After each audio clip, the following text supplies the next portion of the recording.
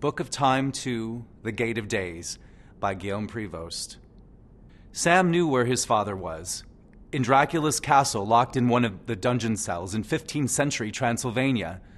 He even knew which cell he'd been in because he'd scratched, "Help me, Sam," on the cell wall. And Sam also knew how to get to him, more or less. He'd have to travel in time using the stone statue in the basement of his father's bookstore and 2 ancient coins with holes in the center. If he could just choose the right coin, it would take him to his father's time and place. This time, his cousin Lily was with him, an accident he couldn't correct while escaping from one jam after another. In Athens, Greece, Sam spoke to the Oracle of Delphi. Later, he went back when men still lived in caves and carried clubs.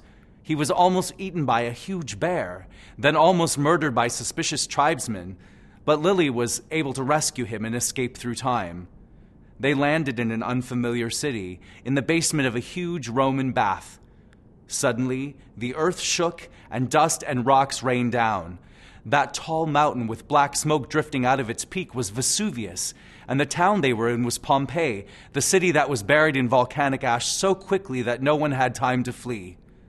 Centuries later, archaeologists would dig up people frozen in the midst of doing their daily chores.